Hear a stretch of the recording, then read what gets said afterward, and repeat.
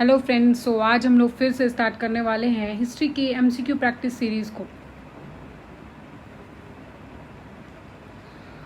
नागार्जुन को भारत में आइंस्टीन के रूप में माना जाता था क्योंकि उन्होंने आइंस्टीन के सापेक्षता के सिद्धांत का समान ही शून्यवाद के सिद्धांत की प्रतिपादित किया था।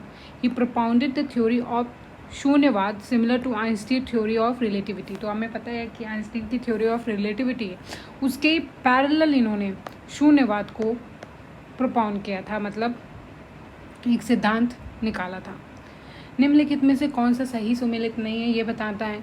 तो वर्धमान महावीर की पिता सिद्धार्थ नाम था उनका, वर्धमान महावीर की माता त्रिशला नाम था उनका, उनकी पत्नी यशोदा और उनकी बेटी का नाम यहाँ पे चेलना लिखा है। ठीक है, तो बेटी का नाम चेलना नहीं होगा, मुझे भी एग्जैक्टली पता नहीं कि उनका बेटी का नाम क्या है, एक बार सर्च करके आप लोग इसको देख सकते हैं। अगला है, निम्नलिखित में से किस संप्रदाय के बिंदुसार की रुचि थी। संप्रदाय मतलब सेक्ट के बारे में पूछ रहा है। In which of the following sect was Bindusara interested. ठीक है, तो वो आजीविका सेक्ट हुआ उस टाइम पे जिसमें वो इंटरेस्टेड रहते थे।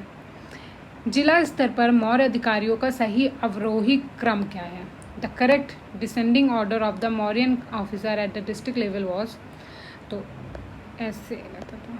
ठीक है, डिस्ट्रिक्ट लेवल के पूरे डिसेंडिंग पूछ रहे, तो सबसे ऊपर प्रादेशिक, फिर उसके नीचे राजुक और लास्ट जो होता था सबसे लोअर लेवल पे युक्त। ठीक है, हड़प्पा या हथियार किससे बने होते थे। तो हमें पता है कि उस टाइम पे हड़प्पा के टाइम पे नियोपैथोलिथिक और चारकोलिथिक दोनों ही एजेस बन करके आगे बढ़ी थी। तो कुछ ना कुछ पैरेलल में ये दोनों एजेस भी चल रही थी। तो पत्थर भी यूज़ होता था, तांबा भी यूज़ होता था और कांस, ब्रॉन्ज, कॉपर और स्टोन तीनों ही यूज़ करे जाते थे वेपन बनाने के लिए। ऋग्वेद को मंडला एक्स के रूप में पुरुष सूक्त के वर्णित 4 वर्णों में किस एक वर्ण के अर्थ में ऋग्वेद के अन्य भागों में उल्लेखित किया है। Which one of the 4 words mentioned in the Purusha Sukta of the Mandala X of the Rigveda is referred in the other part of Rigveda in the sense of a varna. तो वो कौन सा शूद्र है, वो उसके बारे में पूछ रहा है। किसके बारे में है? शूद्र के बारे में। निम्नलिखित में से किस गुप्त सम्राट को बांसुरी या वीणा बजाते हुए उनके सिक्कों में देखा जा सकता है। तो वो समुद्रगुप्त हैं। कालिदास के वर्क के बारे में पूछ रहे हैं, इनकी कौन सी रचनाएं हैं। अभिज्ञान शकुंतलम है, मेघदूत भी है, रघुवंशम है, मल्लिका अग्निमित्र भी है, ऋतुसुहार भी है और कुम्भार संभव भी है। सारे ही हैं। ठीक है, तो याद कर लीजिए कालिदास के। अब यहाँ पे मैच द फॉलोइंग है। ठीक है,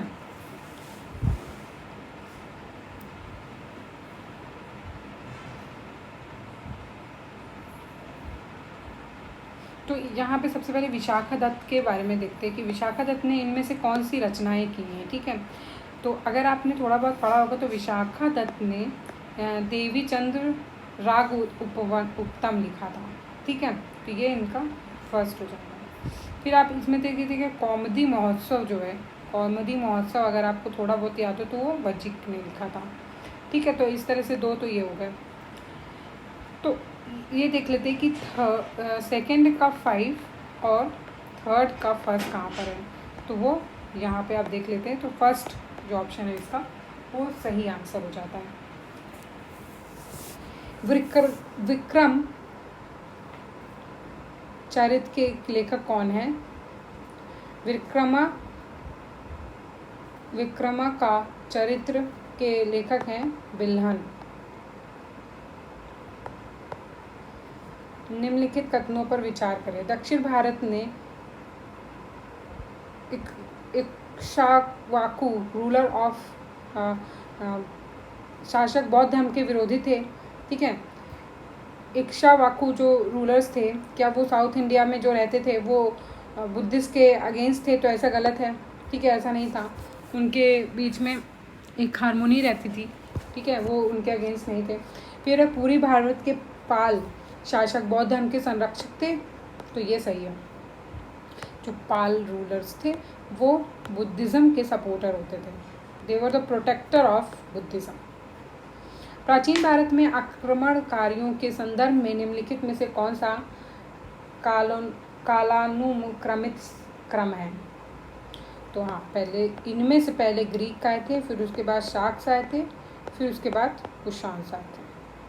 ठीक है, ग्रीक, शक और फिर कुषाण। दर्शन की प्रणाली जिसके साथ कपिल मुनि का नाम है, तो वो पिछले वाले में हमने किया था सांख्या।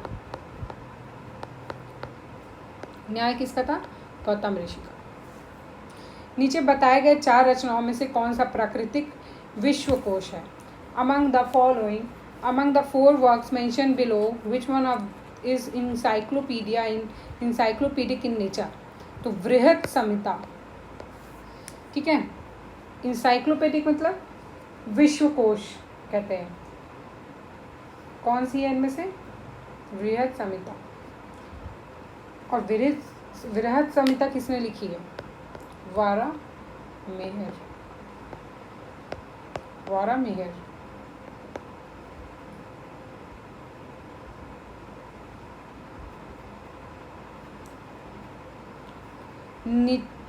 नचिकेता और यम के बीच प्रसिद्ध संवाद का उल्लेख किसमें है?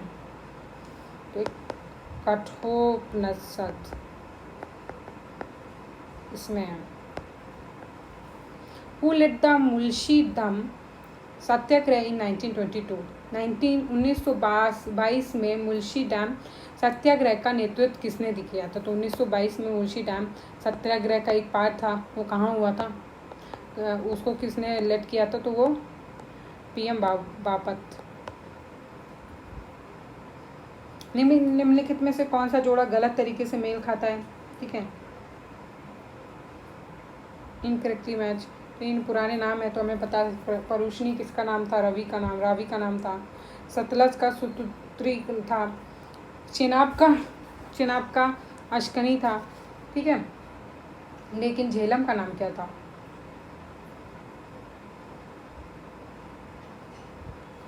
तो यहाँ पे जो दिया हुआ है वो विपासा दिया हुआ है, जो कि गलत है, क्योंकि उसको वितास्ता बोलते थे, वितास्ता। चेनाब को अस्किनी।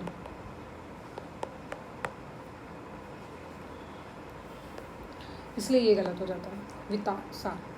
भारतीय संगीत की उत्पत्ति के बारे में निम्नलिखित में से किस वेद से पता लगता है? तो ये क्वेश्चन हम इसी सीरीज में एक बार पढ़ चुके हैं, वो है सामवेद।